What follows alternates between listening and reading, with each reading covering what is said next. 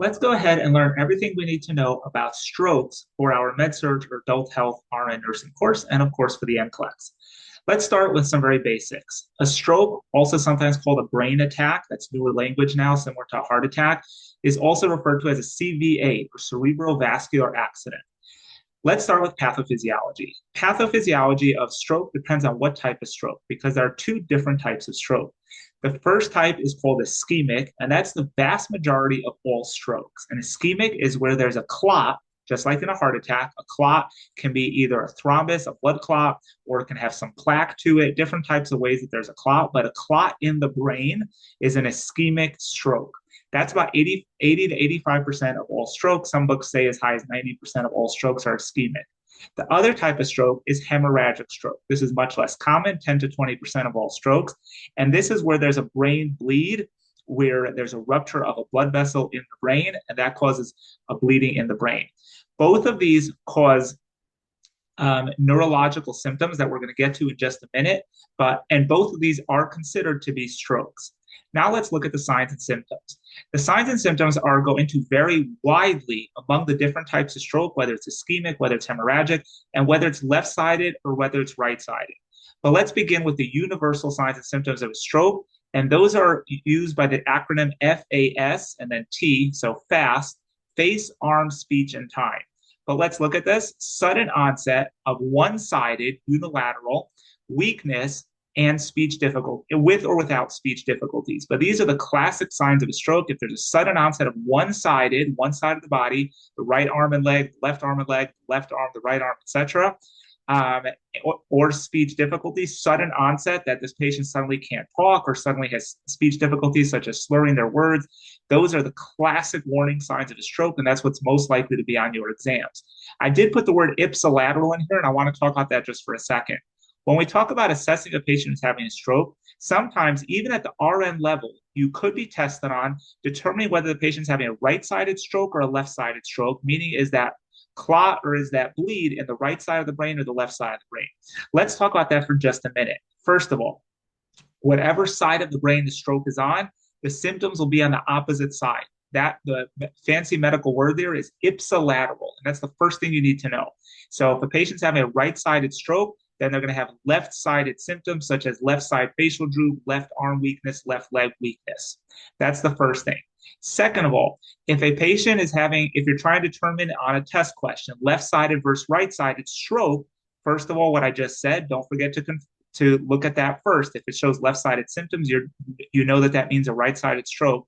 But secondly, left-sided strokes are much more common to have problems with their speech, that they're not able to talk, specifically aphasia, where they can't speak. So sometimes these patients will be able to communicate with you and you'll have to write things down, or they can nod or shake their head, but they won't be able to speak. That's classic for left-sided stroke. Now, again, a little of this gets beyond RN level, but sometimes that could be tested on even for the NCLEX. So I just wanted you to know, again, ipsilateral, opposite side, left-sided symptoms, right side of the brain having the issue. That's basic. You do have to know that. Let's talk for a minute about TIAs. A TIA stands for a transient ischemic attack. And I realize I probably never said what CVA stands for. That stands for cerebral vascular accident. And we use that interchangeably with the word stroke. Back to where I was, TIA. So a TIA is a transient ischemic attack. And the key word there is T, it's transient, meaning that the symptoms resolve on their own within 24 hours. So a TIA can present exactly the same as a stroke, and the only way we're going to know it's not a stroke is because the symptoms are going to resolve within 24 hours. We're going to do all our same exams and everything, but the patient will be diagnosed with a TIA if the symptoms spontaneously resolve within 24 hours without any intervention. Very often, patients will have a TIA before having a stroke, and it's considered one of the top warning signs that a stroke is coming. Next, let's look at diagnostics. How is a patient diagnosed with a stroke? The answer is a head CT, period. That is the end-all be-all of how we diagnose a stroke. However, you're going to see this in different parts of this lecture that we're about to get into, but we're always going to do a sugar level on them, because a patient who has a very low sugar level, or sometimes even a very high sugar level, they can have similar neurological symptoms. So we're always going to do a sugar level check. And if a patient is having a more complex stroke, we may end up doing a brain MRI as part of our diagnostic, but for test purposes, a head CT is the golden answer. The risk factors for developing a stroke are definitely testable items, and that includes high blood pressure, atrial fibrillation, diabetes, high cholesterol, coronary artery disease, smoking, and general lifestyle issues such as not getting enough exercise, not being active enough. So those are the risk factors and the diagnostics for a stroke. The nursing assessment. So you're going to assess right away FAST, F-A-S-T, that stands for face, to see if there's any facial droop, arms, to see if there's any arm weakness. So we have the patient put both arms out, close their eyes, and see if they can hold it for 10 seconds or if one arm starts to droop. And then speech, we have them say any sentence. The classic sentence is, you can't teach an old dog new tricks. No idea why we always use that, but that would be to check and see if the patient can properly enunciate that back to you, or if they're throwing their teeth as they're trying to say it back to you. So that would be the S, and then T is to mark the time, because we must know exactly what time the stroke symptoms started, and we're going to get to that in a few minutes when we talk about treatment. So again, face, arm, speech, and time. Face is facial droop. Arms is arm droop. Speech is there any slurred speech or any difficulty speaking or not able to speak? And then mark the time. Some schools are using the term B fast, and they include B and E. B is blurry vision, and E is to examine the eyes, which is the pupils, to see if the pupils are normal. So that, if your school uses that, that's what the B and the E stand for. But everyone uses FAST, and I would assume the NCLEX would be much more likely to use FAST than the B fast. Next, on the nursing assessment, we had the NIHSS. That's the NIH, National Institute of Health Stroke Scale. This is a comprehensive assessment of exactly any neurological deficits. It's not exactly checking your cranial nerves, but think of it similar to that as doing a comprehensive neurological assessment. So it's going to assess, can they move all extremities? Can they feel in all extremities? And we use it very detailed to determine exactly how much deficits a patient has from a stroke.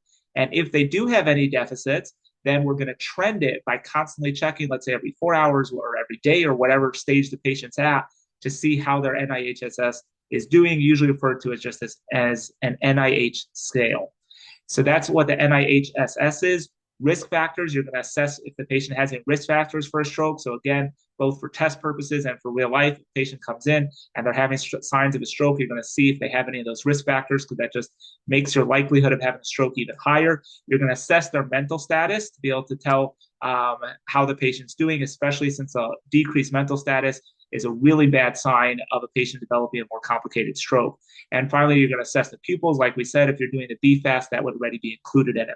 One thing I realized I skipped earlier was that in the pathology, we have two different types of a bleeding stroke. I put SAH and ICH. SAH is subarachnoid hemorrhage. ICH is intracerebral hemorrhage. Those are two of the most classic types of a bleed. Again, a bleed is a much less common type of a stroke, but those are two of the classic types of it. Next, we have our nursing priorities. So we're going to start with the FAST exam. That's going to tell us right off the bat if the patient's having a stroke, along with the NIHSS, to determine the level of neurological deficits.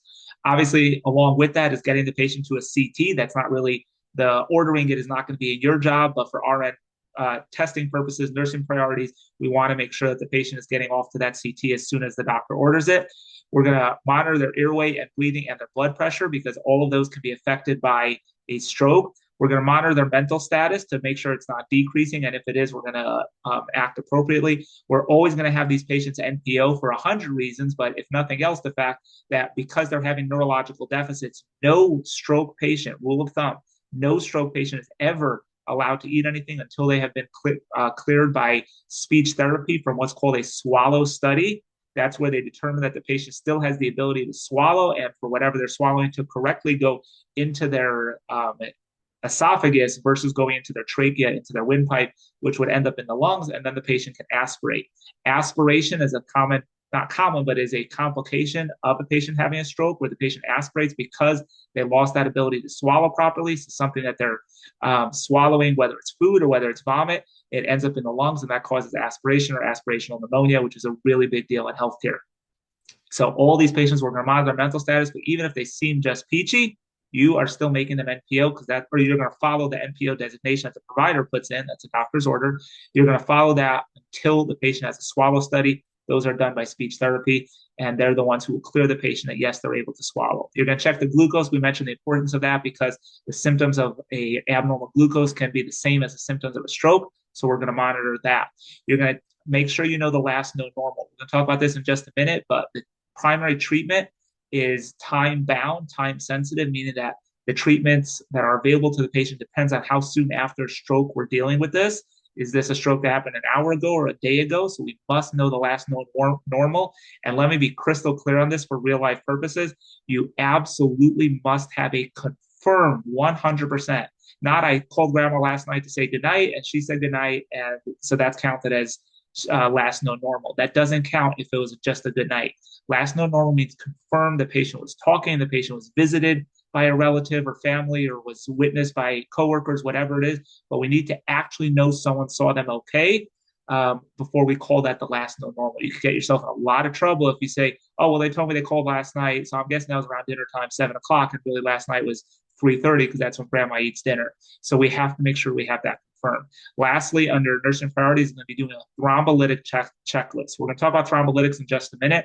Those are clot-busting drugs, but they have an extensive list of contraindications because of the way these medications work. And it's the nurse's job to go through this even before the doctor puts in the order for the thrombolytic. The nurse should already be going through a thrombolytic checklist. And things on there, they're usually specific to the hospital. There are some standard things like making sure the patient doesn't have any recent major trauma, any history of a bleeding stroke, any history brain surgery, any recent general surgery. So there's going to be a very specific list of criteria that you're going to have to go through in order to assess for what's coming next, meaning the treatment, and if the patient's going to qualify for the treatment. Speaking of, let's move on to that. Thrombolytics. This is a huge class of drugs. It's called also known as clot-busting drugs. It includes drugs like alteplase, reteplase, tenecteplase. If you've taken pharmacology already, you should be familiar with this. Usually this is covered under anticoagulation. And these drugs break up clots. So if the patient's having an ischemic stroke, which is the majority of all strokes, then this patient would be a candidate for it only if the stroke started 100% confirmed within the last 3 to 4.5 hours, depending on your facility, what their range is, but within 3 to 4.5 hours. If you're past that, some places might push it. You're not. I'm going to stay out of that. But for sure, if you're outside 6 hours, there's nothing to talk about that you're not getting this drug. That being said, for NCLEX purposes, it's going to be either 3 to 4.5 hours. They're not going to test you on in between those two. If they want it to be considered appropriate, then they're going to say under 3 hours. And if they want it to be considered inappropriate, they're going to say under 4.5, so you don't get yourself in trouble with that. But that's going to be the window for when we could give it. Again, this is a clot-busting drug, so it's going to break up the clot that's causing the stroke. Keep in mind, it's systemic, so it's going to break up every clot in your body. That's why we go so crazy about giving this, being careful who we give this to. Also, keep in mind, if the nurses just stuff the patient a bunch for 15 IV attempts, all of those might start bleeding, so they all may need pressure. And the number one thing you're going to look out for in this patient is to monitor for that bleeding risk.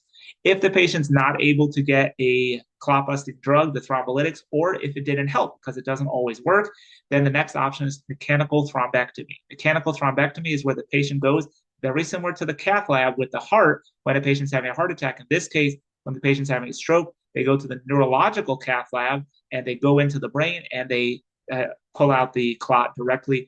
Again, similar to what we would do with a stent in the cath lab, except over here, we're more often pulling it out or dissolving it or something like that. If the patient is not having an ischemic stroke, if they're having a hemorrhagic stroke, then we would give them then the next appropriate treatment would probably be surgery. If they're a candidate for it, there's a long list of reasons why we would not operate on a patient who's having a brain bleed. But if they are a candidate, then surgery would be the only treatment. And now, as far as anticoagulants or reversal agents, if the patient's having a bleeding stroke, then if they're on any anticoagulants like warfarin or Xarelto or anything like that, we're going to have to reverse those drugs so they don't keep bleeding more. And on the other hand, if they're having an ischemic stroke, they're always going to get started on some sort of anticoagulant, again, like Xarelto, unless there's a contraindication.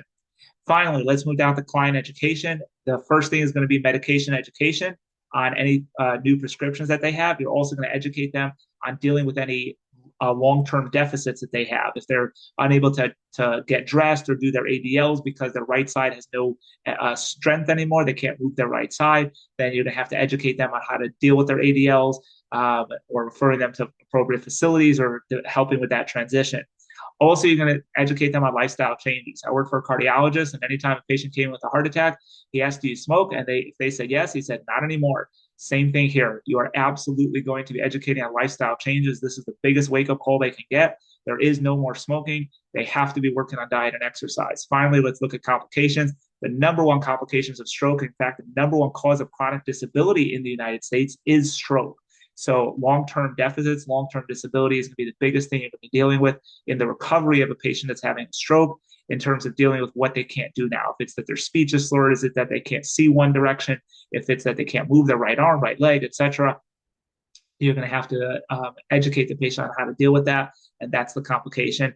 In addition to obviously being able to manage their ADLs, their self-care, their hygiene, and or it may be just dealing with the support that they now need from others, from caregivers. If you have any questions, please reach out. Hopefully you enjoyed this video and do great in your class. We'll see you in the next video.